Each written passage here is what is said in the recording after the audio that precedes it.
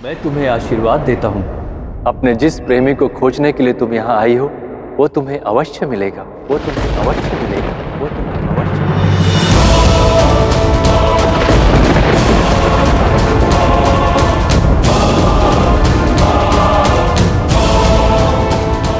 गुरुदेव, मैं कुछ कहना चाहता हूँ। ज्येष्ठा जिससे प्रेम करती है उस व्यक्ति को भी ज्येष्ठा से प्रेम होना चाहिए ना, क्योंकि प्रेम तो साधारणतः दो लोगों के मध्य होता है। यदि ये किसी व्यक्ति से प्रेम करे और उसकी ओर से प्रेम ना हो और तब भी उसे पाने की चेष्टा की जाए, ये तो अनुचित होगा। हाँ कृष्ण, ये सत्य है। दो व्यक्ति यदि एक दूसरे से प्रेम करें तभी उस प्रेम संबंध का अर्थ है। तो ज्येष्ठा को ऐसा व्यक्ति मिले जो इसे भी बदले में उतना ही प्रेम दे।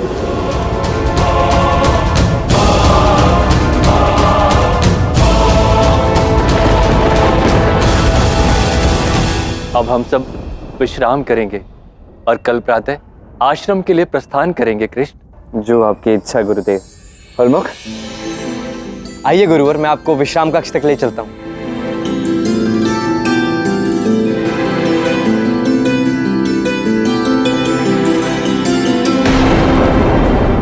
आप यदि मध्य में नहीं आते तो सांदीपनी मेरी मनोकामना पूर्ण कर देते। मुझे आशीर्वाद मिल ही जाता। लक्ष्मी, अब समय आ गया है, तुम सत्य स्वीकार कर लो। समझ जाओ ये बात कि तुम जो चाहती हो वो कभी नहीं होगा। हमारा मिलन असंभव है लक्ष्मी। तुम्हारी जैसी व्यक्ति जो इतनी अधर्मी है, जो छल कपट के मार्ग पर चलती है, अधर्म के मार्ग पर चलती है, जिसे राधा जैसी पवित्र स्त्री का निश्चल प्रेम प्राप्त हो, तो तुम्हारे जैसे छल से भरे व्यक्तित्व को भला क्यों अपनाएगा। तुम्हें मेरा प्रेम कभी नहीं मिल सकता लक्ष्मी। बस तुमसे यही निवेदन करता हूँ कि अब भी समय है, समझ जाओ, स्वीकार कर लो ये संभव नहीं है और द्वारका से चली जाओ। आपने मेरे साथ पुनः अन्याय किया है। मुझे मेरे अधिकार से पुनः एक बार वंचित किया है। न्याय अन्याय के विषय में तब बात करना जब न्याय क्या है ये तुम समझ पाओ। पहले सत्य स्वीकार करना सीखो। जिस दिन अपने भीतर के इस छल कपट की प्रवृत्ति का दमन तुम स्वयं करोगी लक्ष्मी, उस दिन सत्य क्या है तुम्हें ज्ञात होगा।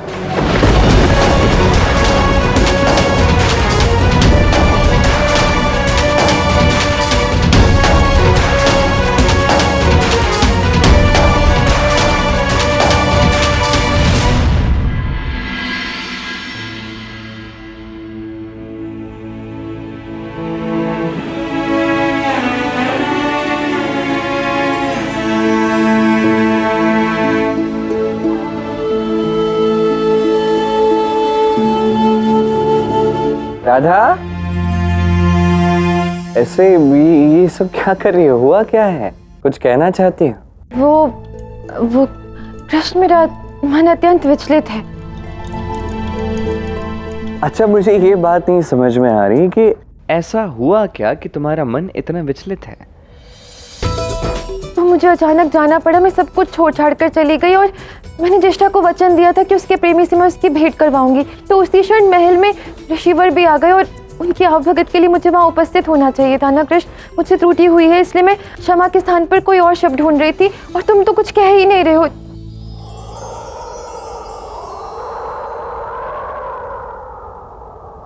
तुम प्रेम हो, तुम प्रीत हो,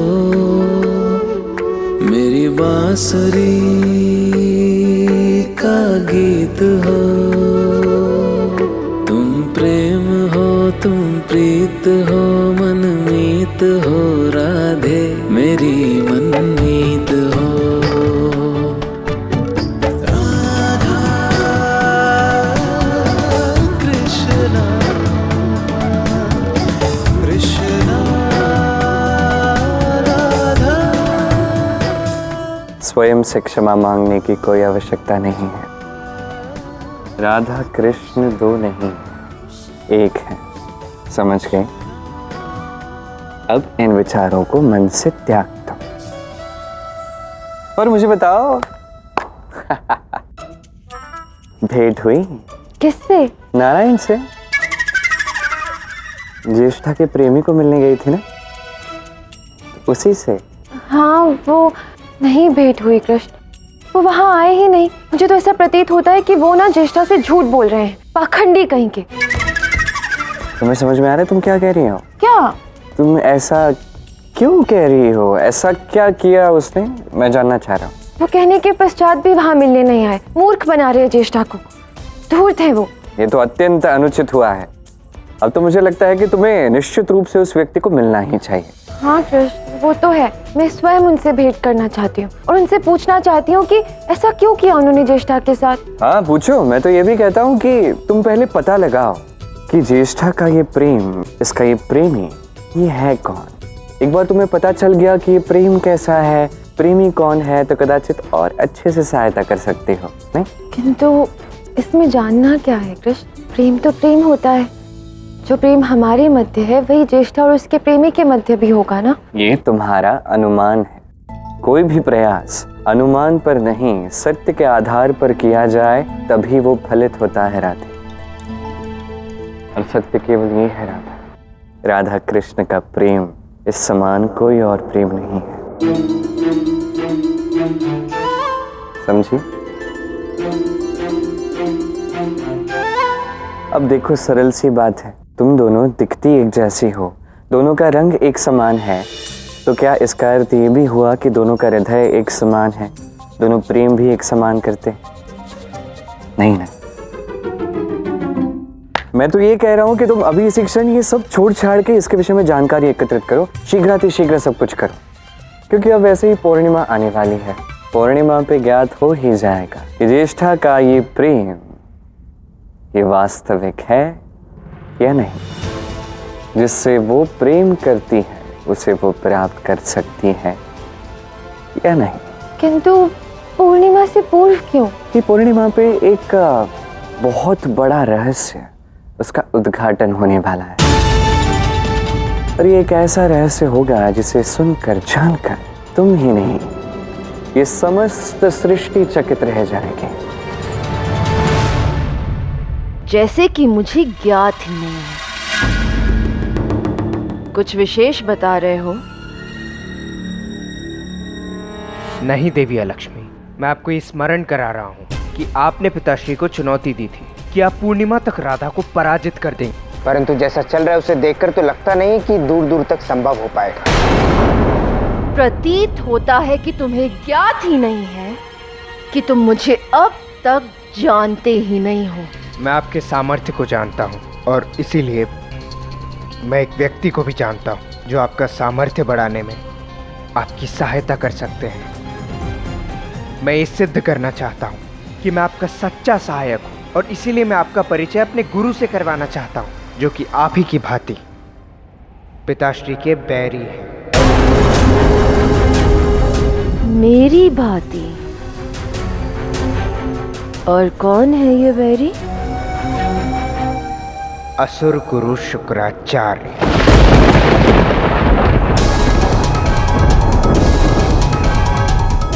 शुक्राचार्य, उनसे तो मैं बड़े लंबे समय से परिचित हूँ, किंतु ये ज्ञात नहीं था कि ये कृष्ण के वैरी हैं। हाँ, और इसीलिए सत्य तो यही है कि इस समय आपका उनसे मिलना अत्यंत ही आवश्यक है। शुक्राचार्य, उनकी सहायता कदापि नहीं।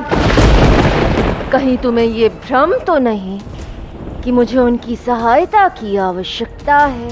बोलो। नहीं, ऐसी बात नहीं है। और मैं तो आपके सामर्थ्य पर प्रश्न उठा ही नहीं रहा हूँ, किंतु गुरु शुक्राचार्य अत्यंत ही ज्ञानी हैं। उन्होंने कई बार पिताश्री के साथ संघर्ष किया है और इसीलिए वो उनके कई सारे भेद भी जानते हैं। और मैं इसीलिए आपको कह रहा हूँ कि आपका गुरु शुक्राचार्य से मिलना अत्यंत ही लाभकारी सिद्ध हो सकता है। ये मेरा धैर्य है या तुम्हारा सौभाग्य, मुझे ज्ञात नहीं, किंतु इतनी त्रुटियों के पश्चात भी मैं तुम्हें क्षमा करती आ रही हूँ साम।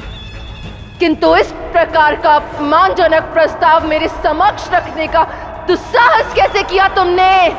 तुम्हें क्या लगता है कि मैं 2 दिन में कुछ नहीं कर पाऊंगी? पूर्णिमा के चंद्रोदय से पूर्व में द्वारका में ऐसा दुख का मेला लगा दूंगी कि चंद्र भी अमावस्या के अंधकार में लुप्त हो जाएगा।